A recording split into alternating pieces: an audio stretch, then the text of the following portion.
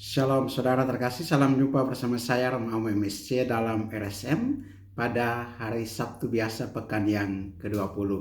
Selamat berakhir pekan dan kiranya akhir pekan ini menjadi hari yang penuh sukacita bagi Anda dalam berkumpul bersatu kembali dengan keluarga, sahabat, kenalan, dan mengambil waktu yang penting ini untuk memupuk persaudaraan yang lebih dalam lagi.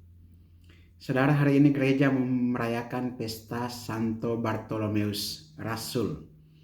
Sedikit catatan tentang Rasul Santo Bartolomeus ini. Bartolomeus berarti anak Tolmai.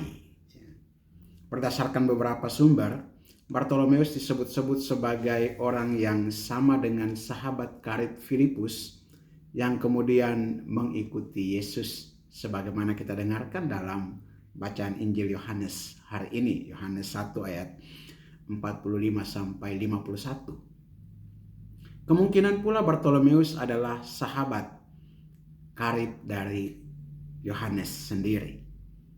Dalam kisah-kisah Perjanjian Baru dapat ditemukan bahwa Bartolomeus bukanlah seorang nelayan seperti rasul-rasul yang lain, tetapi seorang petani yang berasal dari Kana, sebuah kampung yang cukup jauh dari wilayah Genesaret.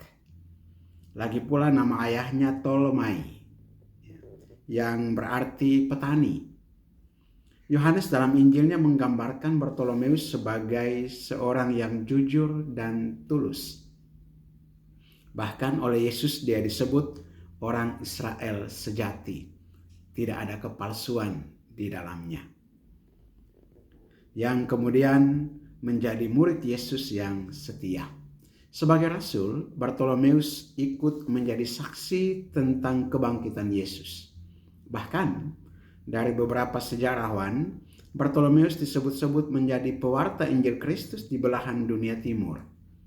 Bangsa Armenia pun menyebut Bartolomeus sebagai rasul mereka.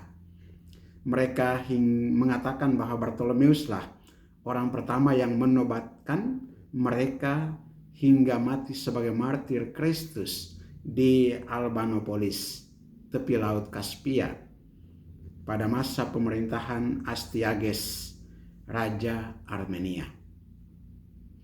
Saudara, Bartolomeus dikatakan sebagai seorang Israel sejati, tidak ada kepalsuan di dalamnya. Yesus mengatakan demikian. Dan ini berarti bahwa Yesus tahu persis siapa murid-muridnya yang dia panggil. Siapa murid-muridnya yang dia pilih. Dia kenal latar belakangnya. Bahkan Yudas Iskariot pun Yesus tahu bahwa inilah yang akan menyerahkan Yesus. Dan Yesus memilih orang-orang ini termasuk Rasul Bartolomeus yang kita dengarkan dan kita rayakan pestanya hari ini. Yesus memberikan suatu karakter penting dari seorang murid Kristus, yaitu seorang yang tulus hati, tidak ada kepalsuan di dalamnya. Seorang yang sejati, murid Yesus yang sejati. Tentunya ini juga, pesta ini juga, dan kita belajar kemuritan dari Yesus melalui Bartolomeus ini adalah supaya juga untuk hidup tanpa kepalsuan. Kita bisa, Anda juga bisa melihat diri sendiri.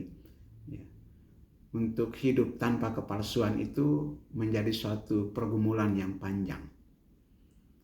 Seringkali juga ada upaya-upaya untuk memasang topeng supaya nampak bagus di luar, tetapi ternyata di dalam itu ada hal-hal yang disembunyikan. Hidup dalam kepalsuan semacam ini menjadi pembelajaran sepanjang hidup kita sebagai pengikut Kristus. Tentu tidak semua orang bisa sampai pada tahapan ini. Setidaknya kita tetap belajar untuk hidup tanpa kepalsuan. Belajar untuk membuka diri apa adanya di hadapan Tuhan, dan juga tentunya di hadapan sesama, dalam keluarga, komunitas, dan lingkungan di mana kita berkarya.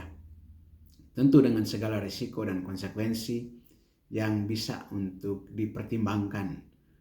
Karena ini adalah cara hidup sebagai seorang pengikut Kristus, maka pertobatan terus-menerus menjadi salah satu bagian dari perjuangan untuk hidup tulus, hidup sebagai pengikut Kristus yang sejati, hidup tanpa kepalsuan.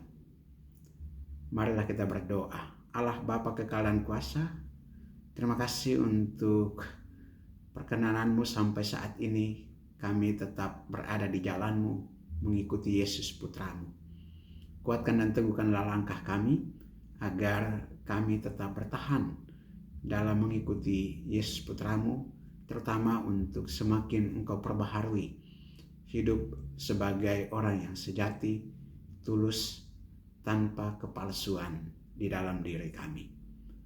Kuatkan dan teguhkanlah kami, terutama juga kepada saudara-saudara kami yang sakit dan lemah.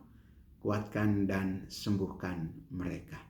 Demi Kristus Tuhan dan Juru Selamat kami yang hidup berkuasa bersama Dikau dalam persatuan Roh Kudus Allah sepanjang segala masa. Amin. Berkat Allah yang Maha Kuasa turun dan tinggal atas saudara sekalian, Bapa dan Putra dan Roh Kudus. Amin.